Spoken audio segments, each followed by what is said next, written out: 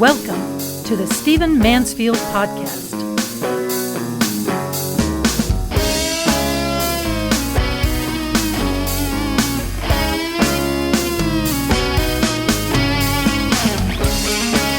Well, welcome to the Stephen Mansfield Podcast. I am delighted you are with me. Hey, before I dive into this week's topic, let me ask you quickly to make sure you are getting our leadership email newsletter each week called Leading Thoughts. We're not going to use your information in any weird way, but we will help you be a better leader. Leading Thoughts. You can subscribe at stephenmansfield.tv. Now, I want to use a story that's hot in our news these days to illustrate why I urge that all true and wise governing happens in a condition of moderation, happens at the middle. So let me talk about immigration. All of you know that during the Trump administration, he was at war with immigration coming across our southern border. He started a border wall famously. He pressured the nations in the South and Central America to control their own immigration tides. He negotiated with leaders. He put security down on the border. He put military down on the border. He effectively stopped the immigration tide that had been happening. Now, he did it with extreme tactics. He did it with things people were laughing about. He gave the nighttime talk shows lots of fodder, but immigration did come to a dull roar. In fact, immigration actually during his administration was declining. Now, some of this may have been because of the economic trends, but nevertheless, he took a strong stand. He took an extreme stand. And some things began to happen. Then came Joe Biden. And don't assume that you know what I'm going to say here. Then came Joe Biden. And Joe Biden was eager to provide a path to citizenship for a lot of people who had lived in America, served in America, worked in America, and deserved to be citizens. He thought this whole situation of denying the dreamer status and things of that nature was ridiculous. So he stopped the border war. He stopped pressuring South and Latin American countries to control their own tides of immigration. He removed a lot of the troops on the southern border. And now we have a crisis. I'm going to draw a conclusion here in a minute, but that crisis is severe. Immigration through the southern border is at an all-time high tide, nearly an all-time high tide. By the way, many of those people, as tests reveal, are bringing COVID into our country at exactly a time when we are seeing great victories and hoping to get past it here in the next few months. The southern centers, for example, at Donna, Texas, are unbelievably overwhelmed. Sometimes there are as many as 400 young males in one, what they call soft-sided facility, which is basically a large tent. They use space blankets to keep people basically comfortable. There are 1,000 children who have come to the southern border, now disconnected from their parents. It's so bad that the ICE, you're familiar with the organization ICE that handles our immigration, customs and immigration. It is so bad that they actually requested funds to fly immigrants from the southern border to the Canadian border in order to be processed. And millions of dollars have been approved for that purpose and for housing these people in hotels. I want you to think about what that means and how that certainly would play with the American people. It means that illegal immigrants come across the southern border, they get put on airplanes, they get flown to the U.S.-Canadian border, they get put in hotels. Millions of dollars have already been approved for this purpose, and then they get processed through the centers along the northern border of the United States.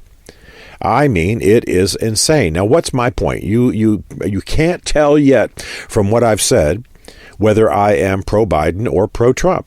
Well, I'm not pro either one of them. What I am pro is moderate, wise, thought-through public policy.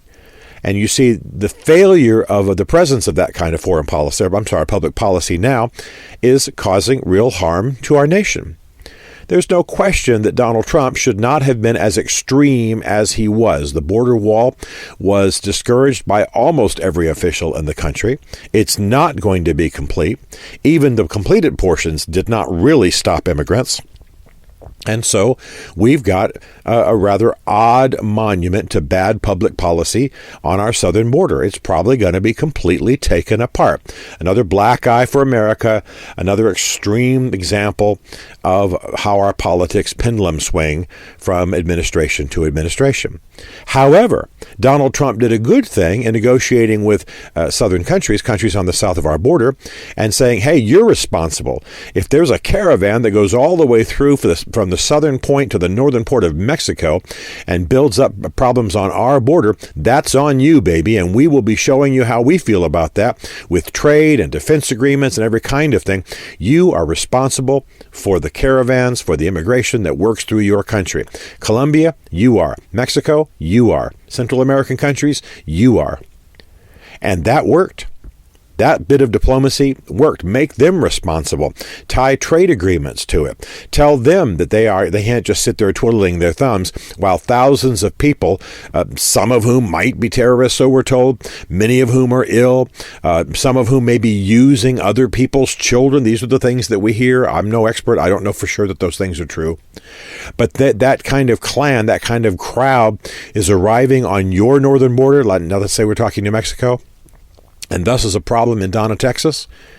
And now we've got a crisis? No, baby, you're going to stop this thing. You're going to shut this thing down. That policy worked. Biden came along, undid it. Now, I certainly commend Mr. Biden for trying to have a more compassionate path to citizenship. I think that's a good thing to do as long as it has real serious standards and teeth.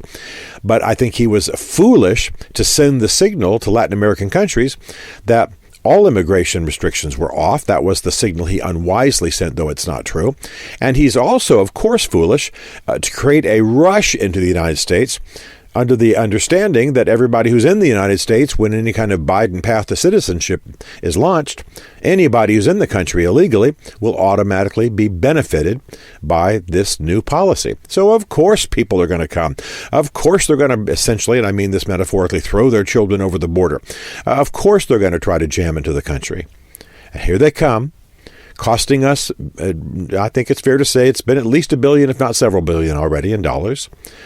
Threatening our fine recent work against COVID, threatening our vaccination process, threatening our research. And while you have to wear a mask to get on an airplane in this country, we're taking people across our border who not only have COVID, but have absolutely no intention and no means of restricting its spread. No masks, no sanitizer, no system at all benefiting them.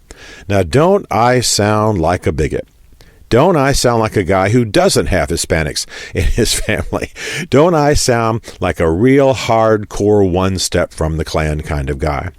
My point here is not necessarily to hammer Biden or Trump, although I am happy to say they both have gone to extremes. And the United States, the American people, are suffering because of the extremes that we have in our administrations and the pendulum swings from one to the other.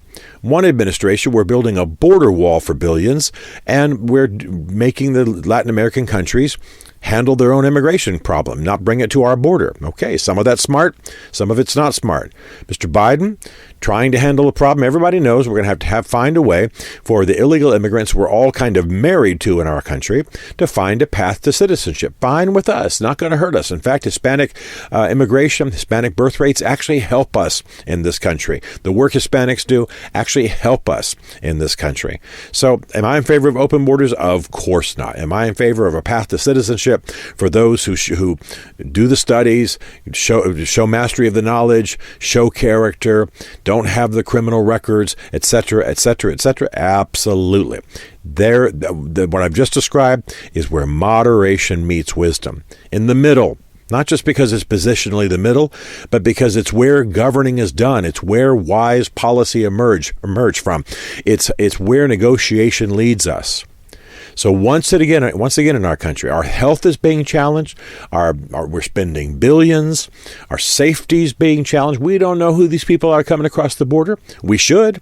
I'm in favor of most of them even coming in a controlled situation with a path to citizenship, with monitoring, with criminals rejected, drug dealers rejected, people who are trafficking children rejected. I don't know if you know, many of you may not know on this podcast that I actually am chairman of the board of an organization called Uncaged that works against trafficking. I'm deeply concerned about the trafficking of children over the southern border. Do we have any idea what's going on? No.